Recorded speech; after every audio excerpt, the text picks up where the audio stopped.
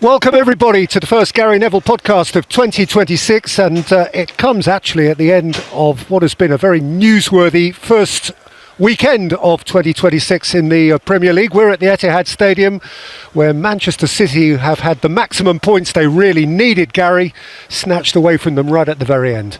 Yes, and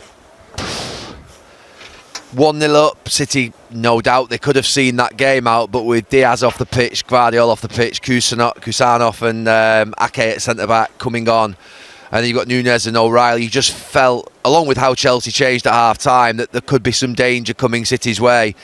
I always think that there are certain sort of chants that you hear in grounds that are more of a chant of, come on, we're going to lose this or we're going to draw this, and there are a few come-on Cities. Probably three that I heard before Chelsea scored that were quite clear signals to the players on the pitch, to us, because we could feel it up here that you need to go and get a second. I think I said it with 20 minutes to go. If City don't get a second here, I've got a feeling that they're not going to win the game.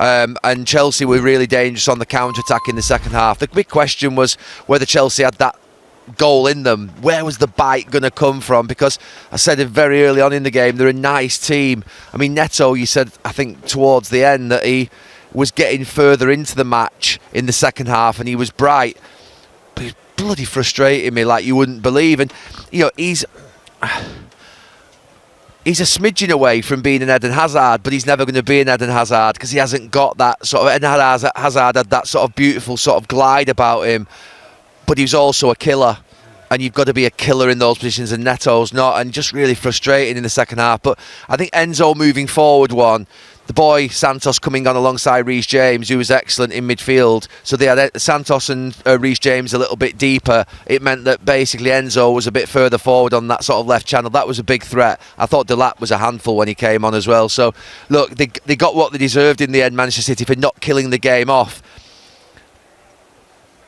Chelsea deserved a point in a way because of how they reacted, but they should have been killed off by Manchester City. Pep Guardiola and those City players will need a little bit of picking up tonight. They'll go home. We've all been there as football players and thought, oh, that's a bad one. That's a bad one. I think, you know, you get a point away at Sunderland, you can sort of half accept it, and then you win today and you sort of think, right, okay, no problems. We're going into the sort of, you know, still got 18 games to go, but you wouldn't want to be 6 points behind. Still a long way to go, still can be retrieved, but that was just a little dig in the ribs tonight, one that basically will hurt Manchester City and Pep Guardiola. And it's of their own causing, because in the first half they let the game nicely drift towards half-time. They got a little bit more threat in the game about 10 minutes before half-time. They got the goal, but go and get the second. Go and get the second goal. They could have got it before half-time. They didn't do. And then they should have gone and got it in that first 25, 30 minutes of the second half. I think Foden played quite a few sloppy passes. I don't think they were sort of really ruthless in the final bit. Cherki, Bernardo Silva, Foden, Haaland, Doku, all of them guilty of just not really doing that final bit that they know how to do so well, which is kill teams off. And once they weren't killing teams off, Chelsea had a counter-attack on them, and Chelsea's counter-attack in the end has got them through the game. And what a good moment for Callum McFarlane. But for Manchester City, they'll be gutted tonight. They really will. Have you got any comment, big picture-wise, to make on Chelsea and the week they've had and the change of coach and so on? Yeah, I mean, look, that's a good end to this week for Chelsea from where it is. When you lose a manager, it's always harrowing. No one likes to see a manager lose his job or a manager give his job up, however you want to read it at Chelsea. It's been coming for 2 or 3 weeks. I think he did a press conference, didn't he, 2 or 3 weeks ago, where he talked sort of his worst 48 hours. Yeah, his worst 48 hours, subliminal messages, reading into things. Almost, you wouldn't. It's almost worse when managers do that, because then you're left wondering who is he having a go at. But what you know is it isn't going to end well. That's the thing you do absolutely know when these things start to happen. So I wasn't surprised at all by Maresca being out of a job. I think that what's happened in the last couple of weeks is that you see a club that's got very little experience in their ownership of Premier League football. They've only been in it for a couple of years. Then they bring in sort of sporting directors who are sort of what would be fresh sporting directors, should we say. They get rid of Marina, they get rid of Petr Cech. They obviously then sort of lose Thomas Tuchel, very experienced operators. And then you've got young players on the pitch and you've got young players in the dugout, young coaches in the dugout.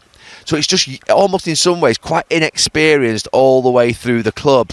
And with that, you get inconsistency and you get things like you see from Chelsea where they can be really sensational in parts of matches and you think, I really like them. Such a nice team to watch.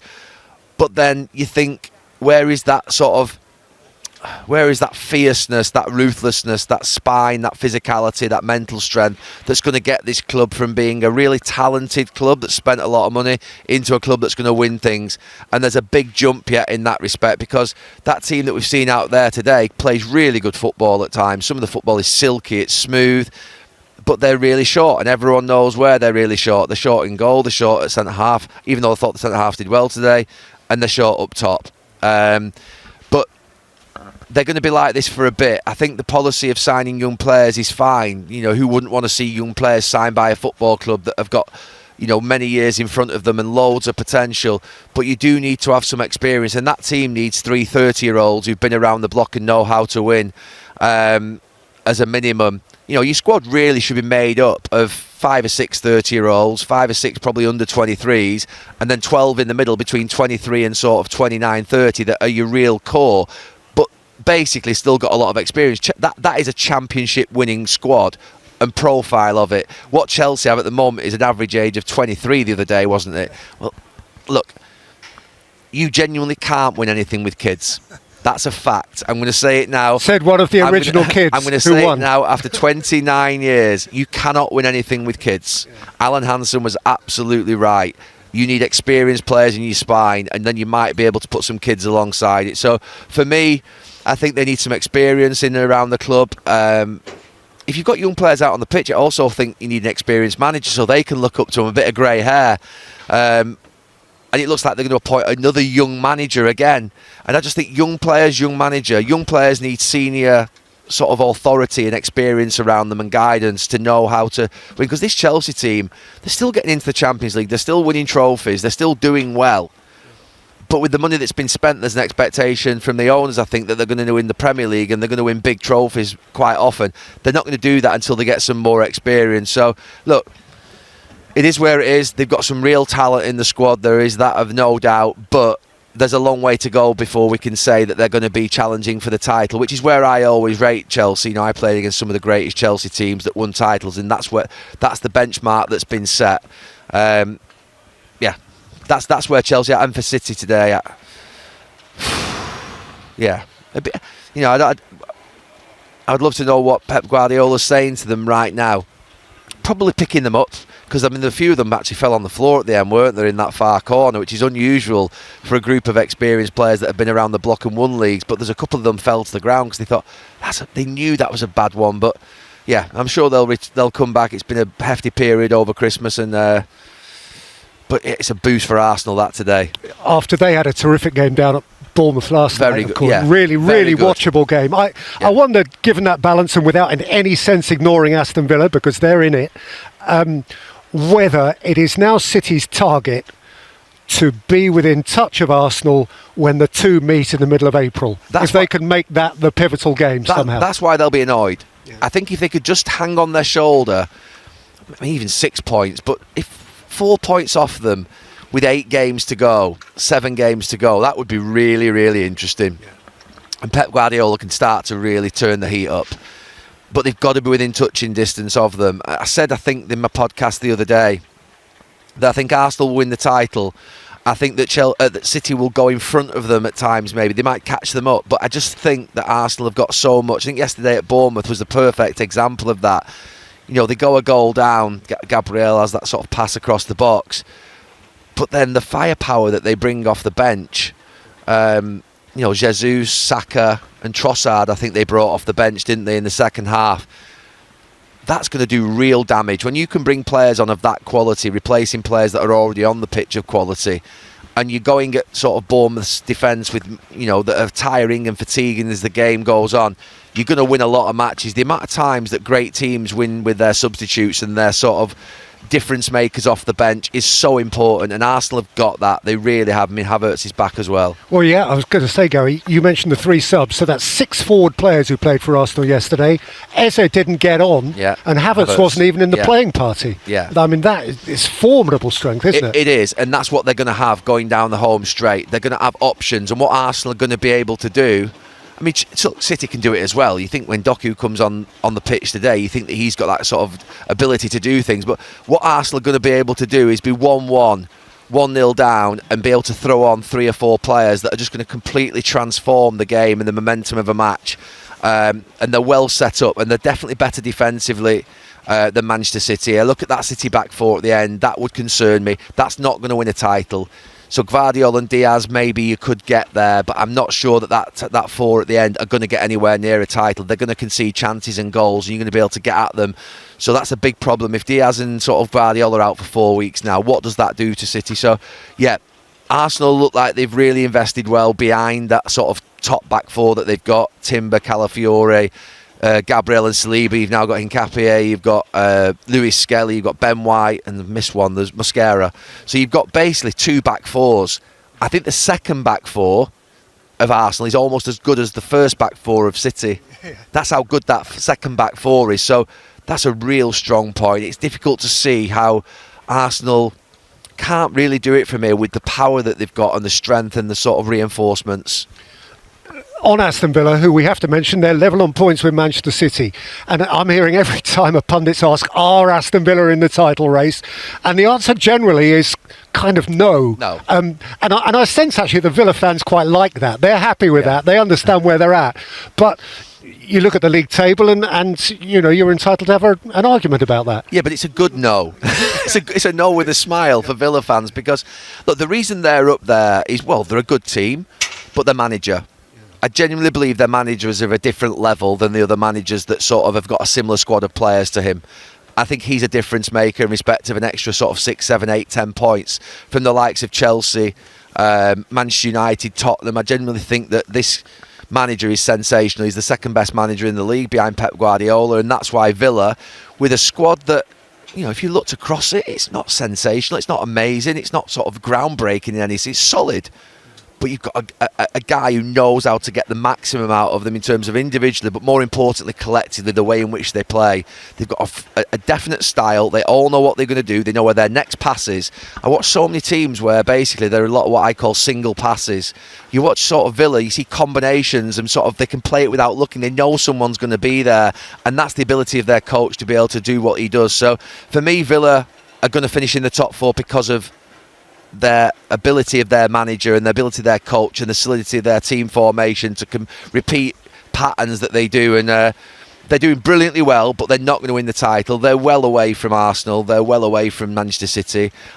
They might not even finish 3rd, but they definitely will finish, I think, in Champions League spaces, and they deserve it. Want to do Liverpool and Manchester United and the bottom of the league, so we can take that in any order. Let's do Liverpool. We weren't able to see much of their game today, except that astonishing Fulham equaliser late in it. Yeah, I was watching a bit of it in the truck, and Wirtz scored the equaliser. Yeah, Wirtz, I'm just thinking back to the game. Wirtz scored the equaliser, and it was just on the edge of offside, and he got the goal. And the amount of times from me walking from a truck up to a gantry that Liverpool score late on is unbelievable in this last couple of years. I got here and then my flash score comes up 2-1. Oh, and that little killer thing, always a little bit of a dig, isn't it, when Liverpool win late on, and then all of a sudden they throw in our screens the Harrison Reed goal that is absolutely wow. I mean, what a goal that is. I think Alisson's the best, absolute best.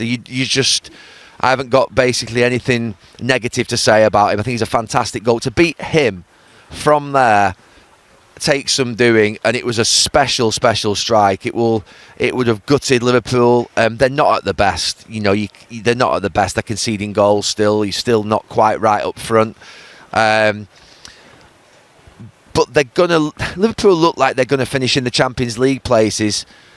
Partly because they're good enough to, but partly because there aren't enough teams around them good enough to actually prefer knock them out of them. That's I think going to be the reality of Liverpool. They've got enough good players up top. Salah's going to come back. They're going to get there in terms of Champions League space, but they're not going to get to anywhere. They're nowhere near the levels of last season, but they're not going to really shock us and go on a great run in the second half of the season, I don't think, because they're still making quite a lot of errors and mistakes.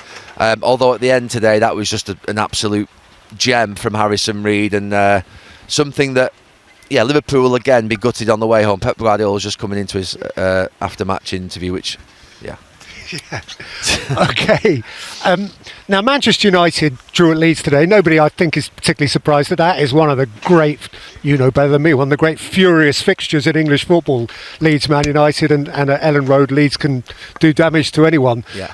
So that is unremarkable. But Ruben Amorim's had some really interesting post-match things to say, hasn't he? Which I think you know more about than me. So you tell me. Well, no, it came up to me during the first half. I'd not seen it myself, but apparently it was some bizarre comments around I'm a manager, I'm not a head coach, which I just said before, didn't I, about Maresca, about once you start this sort of what would be game playing in your press conferences, something is annoying him. He's obviously not feeling the support. He's obviously sort of letting go. When you say that you come to the club as a manager, I don't know, I'd have to check it. I thought he was appointed as the head coach of the football club and quite clearly appointed to coach the team. Manager is a title that we don't see, I don't think, anymore. I'm not sure whether even Pep Guardiola is the manager of Manchester City or he's head coach. Manager suggests that he's saying he wants to manage more than just the training ground performance. He wants to overlook other parts of the club, because I played under a manager and they basically have a greater say in what would be other parts of the club, including recruitment, including sort of academy, including style of play, including the way in which maybe the club goes about their pre-season friendlies and the sort of the other things. So I think he's suggesting maybe that he needs to be given the ability to manage more departments of the club. Because I think there was part of his quote, and I've not seen the press conference at all, so I'm talking here just from seeing them sent through to me by the Sky producer, about basically other people having to do their jobs in their departments, which again seems that he's not happy with something. So something's happened there in the last week with the quotes that are coming out that mean that Ruben Amorim is now starting to unleash a little bit, and as Maresca did, that I've had the worst 48 hours. It's not quite that, but it's something similar in a way which it's not explicit what he means, but everyone's having to read it, between the lines what he means, which looks to me like he's not happy with something within the hierarchy. That's the sort of thing that basically is coming out of it. He's mentioned my name in there as well, apparently. I think that's one of the sort of things that managers tend to do towards difficult periods. They tend to sort of have a go at pundits. No problem with that whatsoever. I've actually been quite supportive in the last few weeks of Manchester United's performances against Bournemouth and against Aston Villa and against Newcastle. Thought they were very good. I couldn't be supportive after the game the other night against Wolves, if that's what Ruben Amorim was referring to. It wasn't right the other night against Wolves, and you have to say that as well. It wasn't right when we played against Everton with 10 men and we kept 3 players at the back. So I am going to call out when I see things that aren't right, because that's my job. But that aside, I think the bigger problem isn't what he said necessarily about me. In fact, it isn't a problem at all. It's more the problem of what he's saying and what he's insinuating is happening behind the scenes. Maybe around the transfer window in January. Maybe he felt that the club would support in January. But I must admit, I was surprised that Manchester United spent that much money in the summer, because when they got knocked out of the Europa League, I mean, everyone knew that Manchester United's financial situation, you just have to look at the numbers. You don't have to base it. This is not guessing. Just go and look at the sort of accounts. They haven't got any money. It's a staggering thing to say, but after 10 to 12 years of mismanagement, of really shocking recruitment, of wastage, of lack of investment in the stadium, of all these things that have come to a fore in the last couple of years, means that Manchester United are currently tight on cash. One of the biggest football clubs in the world. They found, was it 150 or 180 million in the summer? Something like that. On 3 players. They signed Sesko, Mbeumo and Cunha, which obviously was massive investment, and everyone was like, where did that money come from all of a sudden? And so I'm not surprised that there isn't any further money, to be fair, in January. But he obviously wants players, Ruben Amorim. He probably wants a midfield player. He probably wants another wing back. If he's going to cement that 3-4-3 system, it's clear he needs another wing back who can play in those wide areas. It's a unique position that isn't sort of, if you like, a specialist by many. And Manchester United do need a central midfield player of force, of power, of presence. They needed that in the summer, but they chose to go and strengthen up top. So maybe he's been told in the last week or two that he's not getting any players. I don't know. I genuinely don't know what the situation is, but it's not going to go away. And when these press conferences of this ilk start, it's never usually good. It does. You mentioned Maresca and perhaps the parallels. Don't know enough about it to know how far those parallels go, but it does speak to the key relationships within a football club, doesn't it? Which seem to me to be more complex these days, where there are directors of football and the boss isn't necessarily the ultimate boss. In your day, when Fergie, in the nicest possible way, was a kind of benign dictator, what he said in any department went. He didn't really have to concern himself with those relationships. It was a kind of simpler dynamic, wasn't it? Yeah, because he came in the 80s and he controlled the recruitment, he controlled the style of play, he controlled the academy, he controlled the coaches through the system, he controlled who was in the medical department. It was his team. That's obviously not the modern way. No one's expecting any club to run like that. I think my sort of more recent lived experiences of the challenges of sort of being in a football club come from really with Salford for me. I've sacked managers too early. I've openly talked about getting it completely wrong with sacking managers. Completely wrong sometimes by having too much conversation with the manager and sometimes having not enough conversation with the manager. Sometimes, you think that basically you're doing things the right way, but it's quite clear that you're not. And I always remember, and I've talked about this, and somebody who's doing brilliantly well, Graham Alexander at Bradford City, and I'm absolutely delighted that he's doing well because he's an unbelievable professional and I never ever should have lost his job at our football club, and I should never have sacked him. And I've said this publicly 5, 6, 7 times. So I've lived this experience of getting it wrong and doing it badly. And you always want more as an owner. Well, the style of play is not right. It's not entertaining enough. The results aren't right. You're always searching for more. You're always thinking that more can happen. I've got the balance more right in the last 2 or 3 years in the sense of being far more passive in terms of my ownership. But for that first 7 or 8 years, I was very sort of active in and around the club. And for a large part of those years, we got 4 promotions in 5 years. We won a trophy at Wembley. But in the last couple of years, I made some sort of decisions there that, because you just get carried away a little bit at times and you don't quite get it right. You sometimes get a little bit too anxious in your decision making and you make decisions that you wouldn't make in other business decisions in a football club because of emotion and passion. And also, how much do you talk to a manager as an owner? How much do you talk to a sporting director as an owner? How little do you talk to them? When does advice become dictating policy? It's really challenging. If you go to a sporting director as an owner and say, I don't like the way we're playing, and that sporting director doesn't handle that information properly by passing that to the manager, all of a sudden you've got a fracture. And I'm not saying that's happening at Chelsea or at Manchester United, but it can happen. I've seen it happen. I've lived it and done it and got it wrong all the way through and got a lot right as well. But it's not easy to have that sort of what will be right amount of contact, that communication, how much communication you give, what you tell a manager on the way in and then what happens. Was Ruben Amorim promised when he came in that he would be the manager of the football club? He would have a say on all recruitment, all influence on style of play through the club, all influence on academy, all influence on the coaches. If he was, then that's the point he's making. He was given the title of head coach, I think. So that's the thing, we don't know. Sometimes when things are all rosy in the garden early on in a relationship, you say things to people and you commit to each other, and then all of a sudden the results go badly. And one thing we can't deny with Manchester United, forget all the noise that'll go on in the next 24, 48 hours, the performances and the results are not good enough for the football club. And in the last few weeks, I've been quite sort of mellow around the fact that I've seen 2 or 3 performances that I've really liked, even when Manchester United have lost at Villa or drawn against Bournemouth at home. If I really, to be fair, was thinking like Gary Neville was thinking 20 years ago about what a Bournemouth draw at home would look like, I'd be saying that's a disgrace.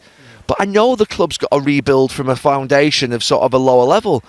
And it's not just going to be a case of getting right back to the top in 10 seconds.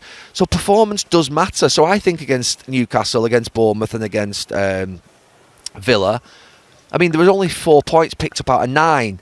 But but I actually thought there was something that really could be built off. I actually thought today against Leeds, I thought defensively United were very strong. I thought they were very solid in the game. I thought they handled the crowd well. I thought they handled the atmosphere well. I thought they fully deserved the point out of the game. That's why I was surprised at the end to hear of Ruben Amorim's comments, because I thought, you've got a point away from home at Leeds. You've just had a disastrous result against Wolves at home.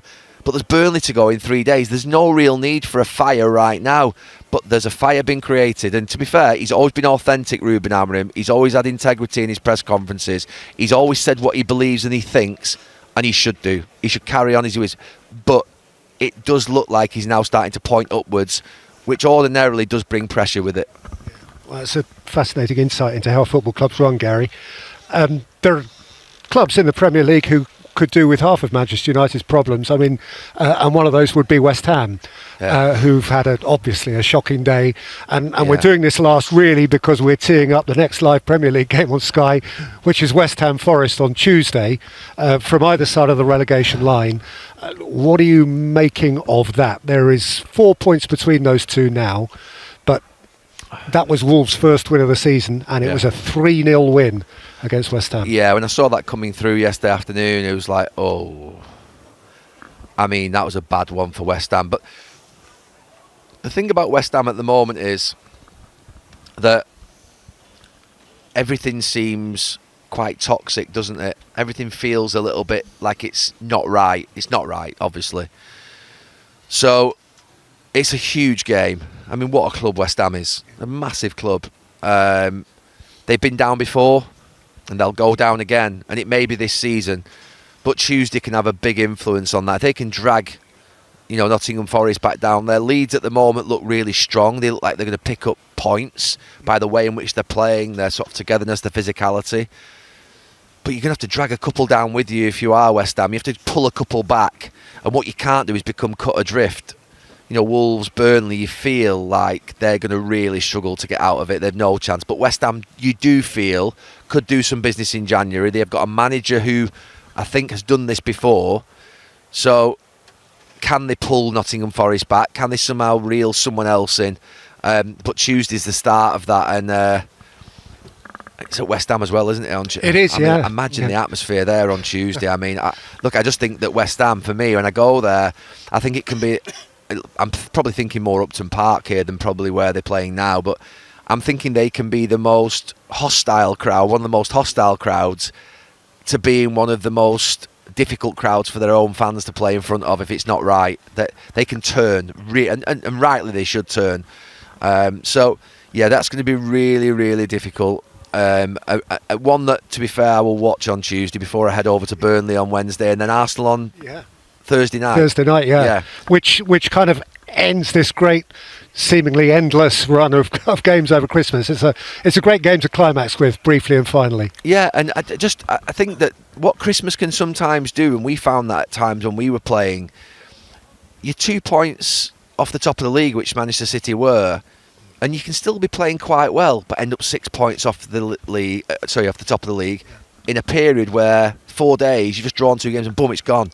And I say gone. It's the lead is sort of, if you like, grown, or it's evaporated, or whatever it is that you do. And that's Christmas. This is a real important time of the season.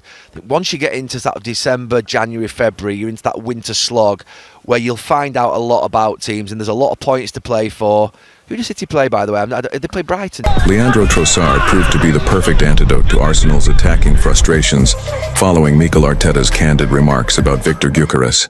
Gyökeres may have struggled to truly impress since his summer arrival at Arsenal, but over the weekend, there was finally a glimpse of what he is capable of.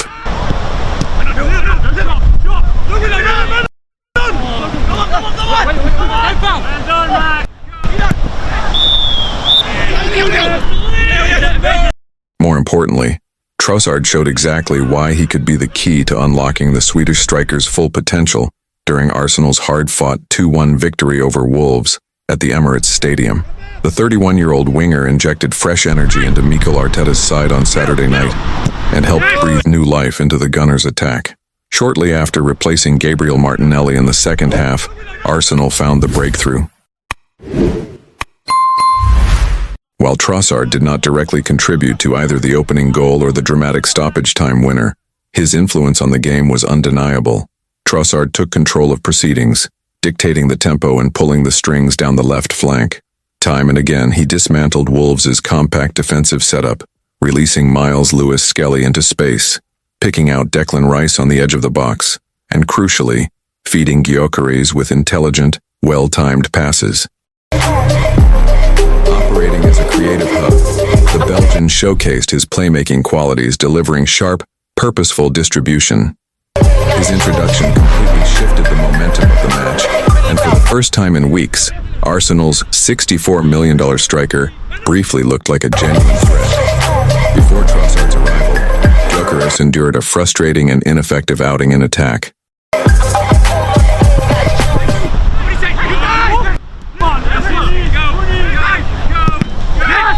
In fact, the Belgian was the only player to carve out a clear-cut opportunity for the 27-year-old forward, slipping a simple yet incisive ball in behind the Wolves' backline. Gyökeres controlled the pass, beat his defender, and aimed for the far post. Wolves goalkeeper Sam Johnstone was beaten, but the Swedish striker saw his effort agonizingly drift just wide.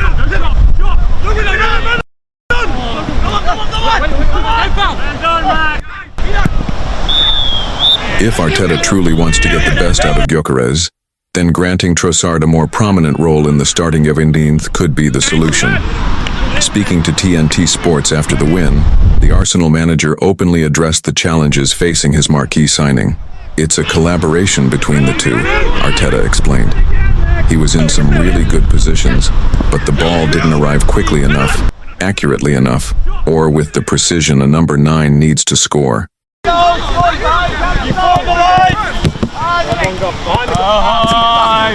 But his commitment and intention were there, and we have to keep pushing. Arteta was equally vocal in defending Gyökeres prior to the match, urging patience with the striker's adaptation to English football. "There was huge expectation because we were signing a proven goal scorer, probably with the best statistics in Europe," Arteta said. "But he's coming into a different league, the most demanding league in the world. What happens if he doesn't score in 5 or 6 games? That was the only question I asked him. How are you going to react if you don't score in 5 or 6 matches? Can you handle that? And what about the next 100 games? That's what people need to see. The sample size is still very small, so leave him alone. Let him do what he does best. Support him, and I'm convinced things will come good." That message from Arteta resonated beyond the Emirates. In the days following the Wolves' victory, the debate around Gyökeres intensified among pundits, supporters, and former players.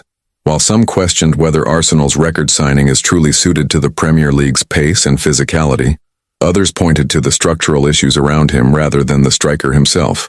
Much of the post-match analysis focused on Arsenal's chance creation and balance in the final third. The Wolves game highlighted a recurring theme this season. Gyökeres often makes the right movements, but the service into dangerous areas has been inconsistent. When Trossard entered the match, that problem briefly disappeared. Arsenal suddenly looked more fluid, more unpredictable, and far better equipped to supply a traditional number 9. Former players speaking on television and radio were quick to note the contrast. With Trossard drifting inside and linking play, Arsenal's attacking shape became more compact, allowing Gyökeres to stay higher up the pitch and occupy central defenders. That, in turn, created space for midfield runners like Rice and Ødegaard to arrive late in the box. It was a glimpse of an attacking formula that Arsenal have rarely sustained this season. The reaction from supporters has been equally divided. While frustration with Gyökeres' goal return remains, there is growing appreciation for his work rate, physical presence, and willingness to press from the front. Many fans now see Trossard as the missing connector, the player who can translate Gyökeres' movement into genuine scoring opportunities. Internally, Arteta faces an important decision. Persisting with a front line that isolates Gyökeres risks damaging the striker's confidence, especially with tougher fixtures on the horizon. At the same time, promoting Trossard to a regular starting role could mean reshuffling wide positions and reducing Martinelli's minutes, a bold call that would not come without consequences. Yet football at the highest level often comes down to chemistry rather than reputation. The Wolves match suggested that Arsenal's most expensive signing may not need drastic changes to his own game, but rather the right supporting cast around him. If Arteta embraces that idea, Gyökeres's slow start could soon be remembered as nothing more than a difficult adjustment period. For now, the pressure remains. Goals will ultimately define Gyökeres's Arsenal career, and patience in North London is never unlimited. But with Trossard offering clarity, creativity, and calm in possession, Arsenal may finally have found the key to unlocking their striker and turning promise into consistent production.